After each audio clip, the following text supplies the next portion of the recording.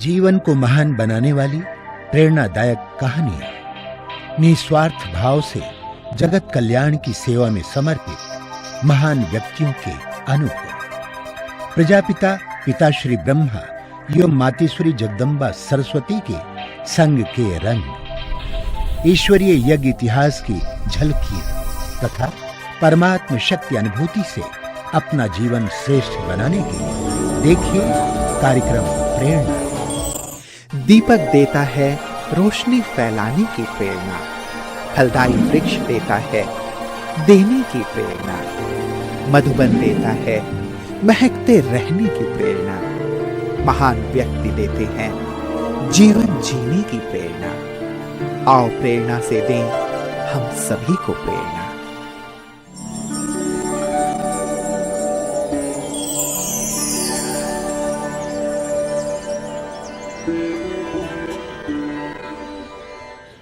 नमस्कार, आइए प्रेरणा कार्यक्रम में आपका हार्दिक स्वागत है। साथियों, इस कार्यक्रम में हम आपकी मुलाकात कराते हैं ऐसी प्रेरणादायी हस्तियों से जिनका संपूर्ण व्यक्तित्व निस्वार्थ सेवा करने और जीवन को दिव्य बनाने की प्रेरणा देता है। ये वो महान आत्माएं हैं जो आध्यात्म के पथ को अपनाकर ईश्वरीय प्रेम का रसपान करते हुए जन जन को ईश्वर के सानिध्य का अनुभव करा रही हैं। हमें आशा ही नहीं, पूर्ण विश्वास है कि आप भी इन दिव्य विभूतियों के अनुभवों से प्रेरणा प्राप्त कर अपना जीवन श्रेष्ठ और सफल बनाएंगे।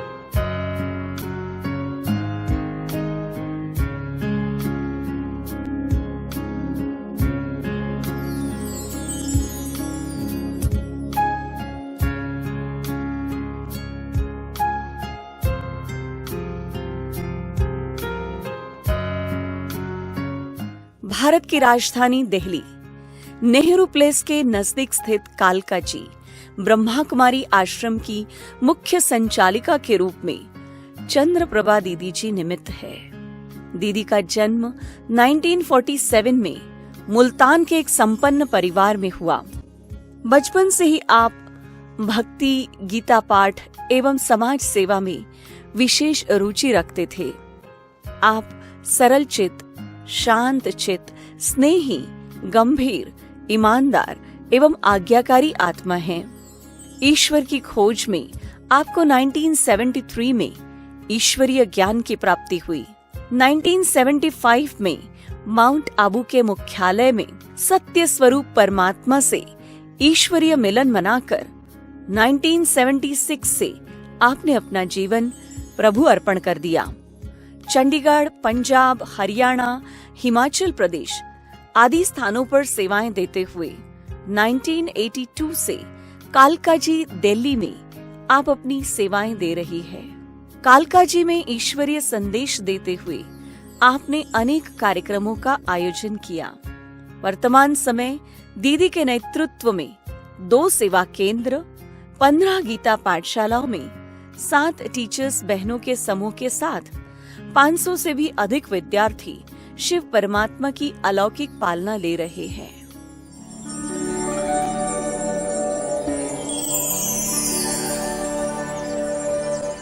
तो मैं छोटी जब थी तो मेरे माता पिता ने अपना पुराना शरीर छोड़ा, तो मुझे माता पिता का प्यार बहुत मिस मैं करती थी। जब हम दूसरे बच्चों को देखते थे तो मुझे भी अपने माँ बाप बहुत याद आते थे।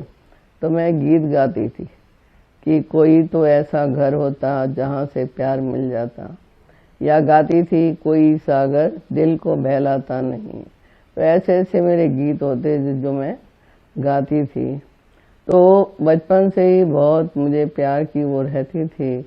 फिर मेरे अंदर वैराग था, मुझे लगता था कि मुझे भी कोई ऐसे आश्रम में जाना चाहिए जिससे मैं समाज की सेवा करूं, विश्व की सेवा करूं।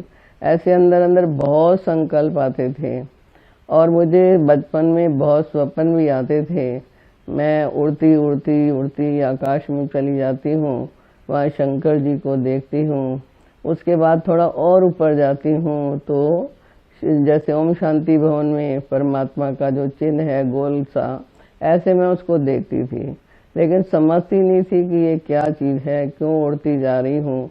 कभी सीढ़ी का चित्र, जो जमीन से लेके आसमान तक वो सीढ़ी का चित्र, मैं ऊपर चढ़ती जा रही हूँ, डर भी रही हूँ कहीं नीचे ना गिर जाऊँ। वैसे उड़ने के सपने आते थे। फिर उसके बाद मैं देख रही हूँ पांडव भवन, जो अभी मैं मधुबन में देखा करती थी, तो वो भी मेरे को स्वप्न में नजर आया। मैं बाहर खड़ी हूँ, पांडव भवन के बाहर खड़ी हूँ और मुझे आवाज़ आ रही है कि ये भगवान का घर है। मैं अंदर नहीं जाती हूँ। तो ऐसे ऐसे मुझे उड़ने के जो है सीन मुझे दिखाई देते थे। कभी ऐसा लगता था कि मैं घर का सारा सामान लेके कहीं जा रही हूँ, मुझे ऐसा भी फील होता था।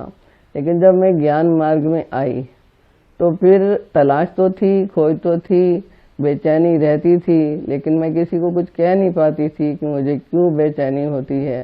फिर मेरी शादी भी ज़बरदस्ती हो गई, लेकिन फिर भी सब कुछ, सबका प्यार मिलते हुए भी, सब प्राप्ति होते हुए भी, लेकिन मन क्या चाहता है, मन हमेशा ही कुछ खोज ही रहा था, लेकिन उसका मुझे कुछ समझ नहीं आया।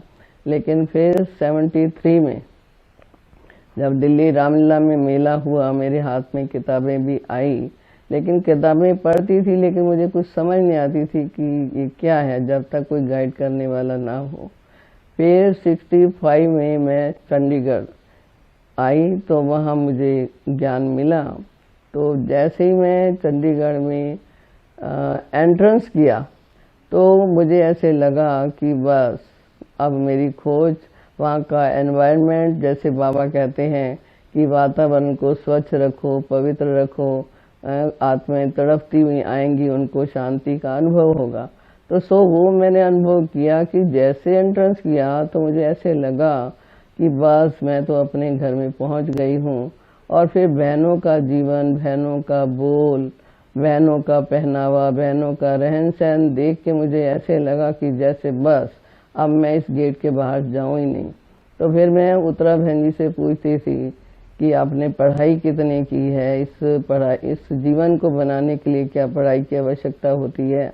तो हमेशा वो मुझे हंस के जवाब देती थी, आप पहले अपना कोर्स पूरा करो। मैंने कहा ना, मुझे कोर्स पूरा नहीं करना है, मुझे आप पहले बताओ कि कैसे मुझे बनना है। मुझे तो बनना ही है, बनना ही मेरा यही कोर्स है। तो फिर ऐसे धीरे धीरे फिर उन्होंने मेरे लक्ष्य को देखा कि इसका बहुत मन है रहने का। तो फिर वो बीच बीच में मुझे बुलाते थे कि आप आकर रहो। मुझे बहुत अच्छा लगा कि मेरे को बहुत खुशी हुई, कहाँ दिन जाता है। और फिर मेरी शारीरिक बीमारियां भी खत्म हुई और मानसिक बीमारियां भी वहाँ आके खत्म हो गई।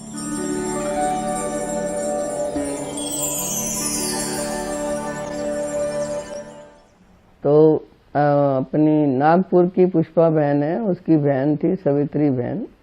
तो सर्वप्रथम सबसे पहले मैं उसी के साथ ही मैं मधुबन गई और मधुबन गई, मुझे ऐसे लगा कि जो चीज़ मैं ढूंढ रही थी, जिस स्थान को मैंने देखा था, उस जगह मैं पहुंच गई हूँ।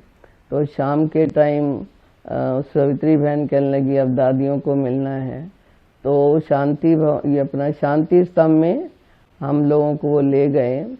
तो वहाँ पर प्रकाशमणि दादी और मनमोहिनी दीदी दोनों थे। तो दोनों से हमने दृष्टि ली, टोली ली, तो हमें बहुत अच्छा लगा। फिर हम बाबा से मिले जब, तो बाबा ने हमें वरदान दिया कि बच्ची कमल पुष्प समान रहते हो। तो इस तरह से हमने फिर हाँ जी बोला कि हम कमल पुष्प समान पवित्र रहते हैं। ये प्रभु मिलन का नजारा कितना सुंदर है, ये प्रभु मिलन का नजारा कितना सुंदर है। प्रभु प्यार का फैला हुआ चारों ओर समंदर है, ये प्रभु मिलन का नजारा, ये प्रभु मिलन का नजारा कितना सुंदर है। प्रभु प्यार का फैला हुआ चारों ओर समंदर है, ये प्रभु मिलन का नजारा, ये प्रभु मिलन का नजारा। नवजीवन है मिलता प्रभु प्यार की किरणों से, नवजीवन है मिलता प्रभु प्यार की किरणों से। प्यास बुझे मन की, प्यास बुझे मन की प्रभु याद के झरनों से, ये महामिलन का मेला। इस तरह से हम बाबा से मिले और फिर हमने चंडीगढ़ में रहना शुरू किया। 77 से लेकर 82 तक मैंने पंजाब, हरियाणा, हिमाचल, जहाँ जहाँ अचल बहन भेजती थी वहाँ मैं जाती थी। और मेरा गुड रिकॉर्ड है वहाँ पे। अमीर चंद भाई, उत्तरा बहन, अचल बहन जी जब भी अभी भी मिलते हैं। अब तो अचल बहन जी ने शरीर छोड़ दिया है। तो जब भी मुझे कोई वहाँ का भाई बहन मिलता है तो मुझे बोलते हैं कि आपने तो बिल्कुल ही छोड़ दिया है। और दिल्ली वालों को बोलते हैं आपने हमारा कितना अच्छा कपल हमारे से ले लिया है, बहुत अच्छी सेवा करते थे। तो दिल्ली में भी जब मैं आती थी, क्योंकि रिश्तेदार दिल्ली में रहते थे, मैं साल में एक बार आती थी। सुंदरी बहन हमेशा कहती थी आप दिल्ली में रहो। मैंने कहा ना, मैं रिश्तेदारों से दूर रहूंगी, मैं बहुत जितना दूर रहूंगी तो मैं सेवा कर पाऊंगी। फिर जब 82 में मेला हुआ तब सुंदरी बहन ने गुलजार दादी से कहलवाया कि आप प्रभा बहन को बोलो चंडीगढ़ में तो बहुत बहनें हैं, इसको बोलो आप दिल्ली में रहे।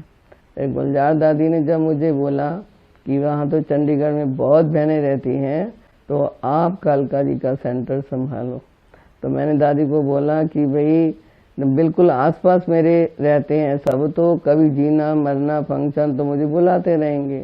तो दादी ने मुझे वरदान दिया, कहा कि आप अपनी सेवाओं में बिजी रहेंगे तो आपको कोई बुलाएगा ही नहीं। वाकई ही मैं अपनी सेवाओं में बहुत बिजी रहती हूँ, जो वो खुद ही नहीं कहते कि आप आओ। अब वो भी मस्त हो गए। हम तो अपने पहले ही चाहते थे कि हम अपनी सेवाओं में बिजी रहें, हमें एक सेकंड भी फुर्सत ना रहे कि हम इधर देखें उधर देखें। तो हम बाबा की जो शिक्षाएं हैं, बाबा का जो आदेश है, बाबा का जो उपदेश है, बाबा की जो श्रीमत है, तो मैं उन बातों को लेकर अपने जीवन को चला रही हूँ।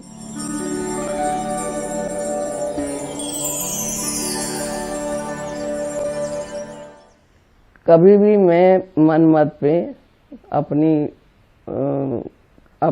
एक्टिविटी नहीं करती हूँ। तो ये मेरा प्रमाण पंजाब में भी है कि ये कितनी ऑनेस्ट है और कितनी पवित्र धारणाओं के अंदर रहती है। ये मेरा प्रमाण, जैसे बाबा कहते हैं ना, खुद को सर्टिफिकेट देना तो आसान है, जब दूसरा कोई सर्टिफिकेट दे तभी मान्यता होती है। तो पंजाब, हरियाणा, हिमाचल में मेरी मान्यता है कि ये कपल कितनी सेवा, और भाई साहब भी शिमला के अंदर इतना सेवा करते थे जो उनको भी वहाँ से छुट्टी नहीं मिलती थी कि भाई साहब भी दिल्ली में आए।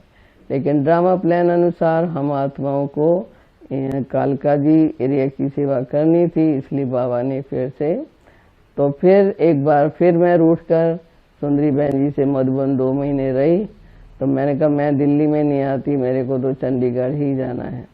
फिर बाबा ने, फिर सुंदरी बहन ने फिर बाबा को बोला, मैं मधुबन 2 महीने रही, मैंने कहा मैं दिल्ली में नहीं आऊँगी। फिर सुंदरी बहन जी ने बाबा से कहा, बाबा देखो ये सेवा छोड़ के यहाँ बैठी है। फिर बाबा ने कहा देखो विशेष बच्चे जो होते हैं ना, मैंने फिर बाबा को बोला बाबा सेवा तो कहीं भी कर सकते हैं, जरूरी थोड़ी दिल्ली में करनी है। फिर बाबा ने कहा देखो विशेष बच्चे जो होते हैं ना वो विशेष स्थान पर ही सेवा करते हैं। तो बाबा का जो वरदान था वो आज तक भी साकार हुआ। तब से लेके अब तक फिर मैंने ना चंडीगढ़ का नाम लिया ना किसी दूसरी जगह का नाम लिया।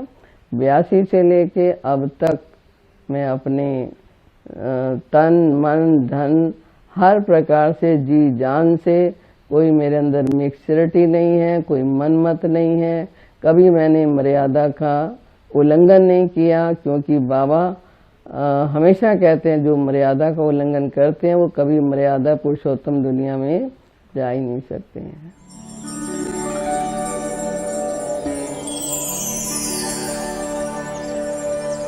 तो जब मैं मधुबन जाती थी तो प्रकाशमणि दादी, शांतामणि दादी, रतनमणि दादी, मनोहर दादी, तो फर्स्ट टाइम जब मैंने उनको बोला मैं चंडीगढ़ से आई हूँ, जब मैं दिल्ली से भी जाती थी तब भी उनको यही पता था कि मैं चंडीगढ़ से आई। मैं दादी को कहती दादी अब मैं दिल्ली में रहती हूँ, मैं दिल्ली सेंटर सेवा संभालती हूँ। फिर कहते कहते कहते फिर उनको पक्का हो गया कि मैं अब दिल्ली में ही रहती हूँ। तो ऐसे प्रभा कह के बहुत अच्छा वो करते थे। फिर मैं एक बार काफ़ी सारा जेवर लेके उनके पास गई, प्रकाशमणि दादी के पास, गुलजार दादी के पास गई, और गुलजार दादी को यही बोला कि मेरी दिल है कि बाबा मेरे को अंगूठी पहनाए। तो गुलजार दादी कहने लगी मैं प्रकाशमणि दादी को बोलूँगी। तो दादी, गुलजार दादी मुझे प्रकाशमणि दादी के पास लेके गई। तो दादी को मैंने बोला कि मेरी एक दिल है कि मुझे बाबा अंगूठी पहनाए। तो दादी ने कहा मैं देखूंगी, देखो तुम्हें देख के फिर बाकी लोग भी ऐसे कहेंगे, तुम सामने खड़ी हो जाना। तो फिर मैंने कहा ठीक है। जैसे बाबा आए तो मैं सामने बैठ गई। तो प्रकाशमणि दादी ने मुझे दूर से इशारा किया आप इधर आ जाओ। तो फिर मैं चली गई, फिर स्टेज पे गई, बाबा ने मेरे को अंगूठी पहनाई। तो मैं बहुत नज़दीक से दादियों के साथ, अभी भी रतनमणि दादी मुझे जहाँ भी देखती है इशारा करती है मुझे ज़रूर मिलने आना। और जब मैं जाती हूँ मैं सब दादियों को मिलती थी बहुत प्यार से। दादियों की बहुत पहचान थी। अच्छा प्रभा बहन आई है, अच्छा। तो ऐसे करके बहुत खुश होते थे, बहुत प्रेम से दृष्टि देते थे। बहुत अच्छा लगता था उनके पास बैठकर उनकी वाणी, मधुर वाणी सुनते रहना, उनकी जीवन से बहुत प्रेरणाएं। और फिर मैं उनकी कहानियाँ, उनके अनुभव की जो किताबें हैं वो मैं हमेशा कई बार पढ़ती हूँ, उनसे मुझे ताकत मिलती है। दादी दादी गाए दिल, दादी दादी गाए दिल ये हमारा, कोई नहीं तुम सा प्यारा, कोई नहीं तुम सा प्यारा।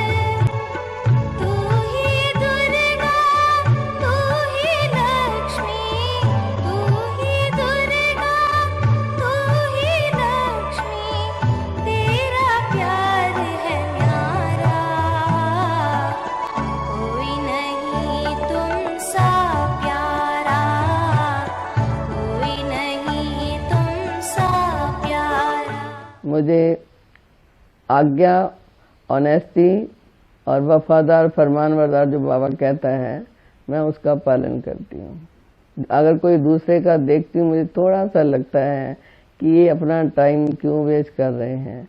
जब बाबा ने हमें रोशनी दी है, समझो ऐसी मिसाल दे रही हूँ मैं कि भाई सेंटर हो, भाई बहन हो, ये दुनिया की जो प्राप्ति है,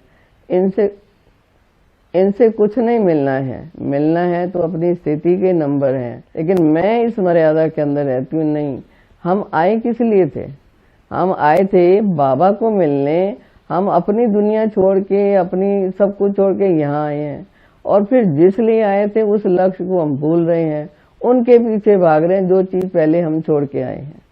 तो इस चीज़ को मैं फील करती हूँ कि मुझे तो बाबा के लिए मैं आई थी, और मुझे बाबा से मिलना है, बाबा से ही सब कुछ लेना है। जो चीज़ जाती है जाने दो, जो भी कलयुग की चीज़ें हैं, अगर ये जाती है जाने दो। मुझे अपनी स्थिति और प्रभु मिलन की प्राप्ति से मुझे वंचित नहीं करना है अपने को, ये मेरी अंदर की धारणा रहती है।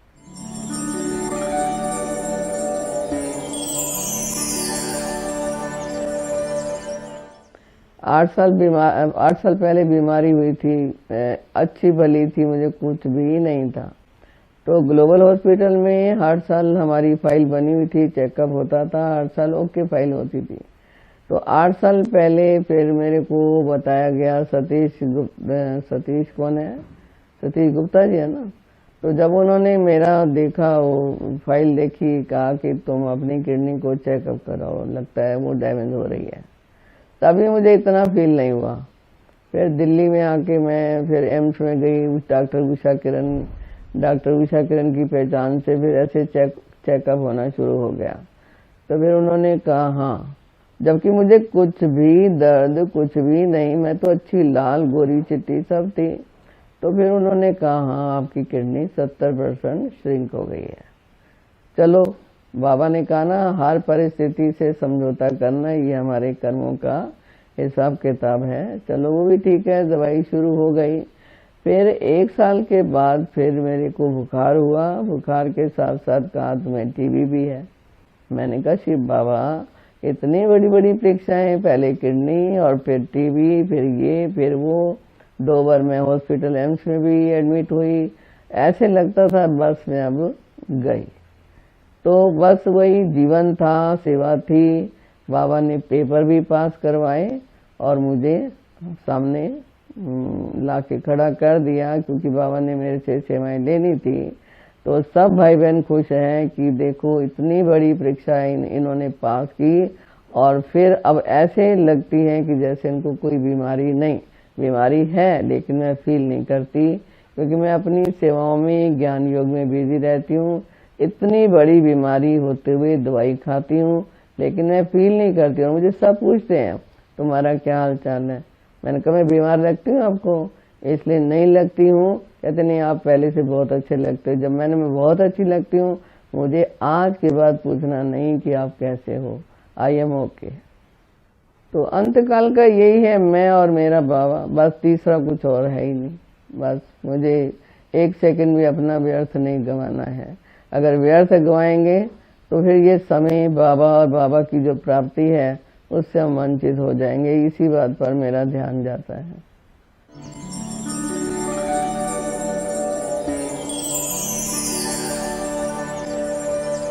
दीदी को मैंने देखा, वो कभी भी जो यज्ञ की नियम मर्यादाएं हैं उनसे बाहर कभी भी सोचती भी नहीं है, और हमें भी वही शिक्षाएं देती हैं कि आप हमेशा कायदे में रहोगे तो उतना ही फायदा में रहोगे। तो दीदी से मैंने ये विशेष सीखा है, अपने जीवन में ये धारणाएं की हुई है कि मुझे नियम मर्यादाओं में रहकर ही और इस यज्ञ में सेवाएं देनी। बहन जी के अंदर हमने जो विशेष जो गुण जो देखा है, उसके अंदर शांत स्वरूप और एक्यूरेसी है। तो कोई भी कार्य अगर मन में वो ले लेते हैं कि ये कार्य मुझे करना है, वो हिम्मत और उल्लास से वो कार्य को करते हैं। वो कार्य 100% सफल और सक्सेसफुल होता है। दीदी, जब भी हमने देखा, कभी भी बैठते हैं तो योग के अंदर, बाबा की याद के अंदर इतनी मगन होकर बैठते हैं।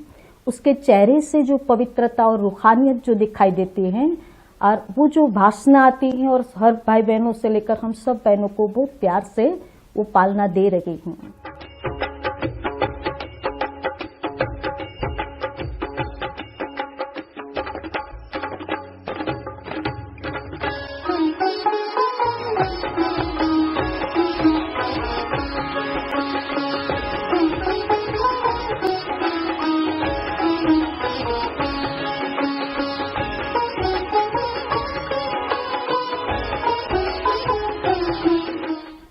परमात्मा पिता जो हमें सिखाते तन मन धन से सेवाएं देना, तो मैंने देखा तन से सेवा करने में अथक है, उनका मन बहुत स्वच्छ और पवित्र है, दिल में बहुत सफाई है और धन के प्रति भी बहुत बहुत बहुत ज़्यादा ऑनेस्ट है।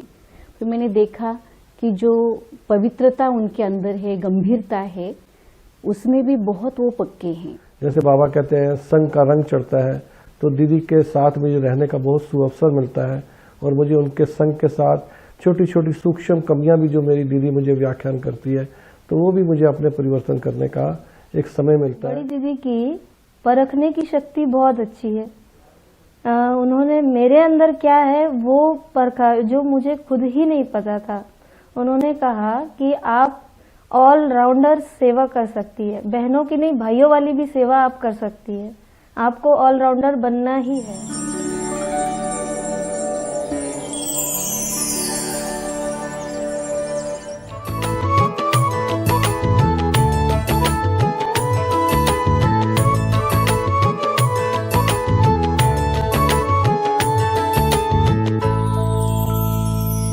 कभी सोचा नहीं था भगवान मिलेगा, स्वर्ग से भी सुंदर संसार मिलेगा। कभी सोचा नहीं था भगवान मिलेगा, स्वर्ग से भी सुंदर संसार मिलेगा। कभी सोचा नहीं था।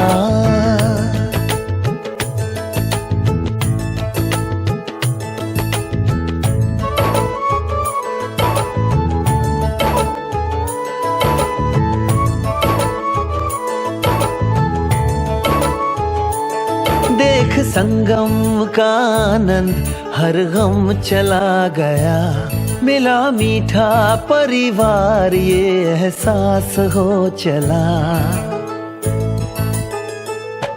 देख संगम का आनंद हर गम चला गया, मिला मीठा परिवार ये एहसास हो चला। उजड़े जहां चमन में फिर से फूल खिलेगा। कभी सोचा नहीं था भगवान मिलेगा, स्वर्ग से भी सुंदर संसार मिलेगा। कभी सोचा नहीं था।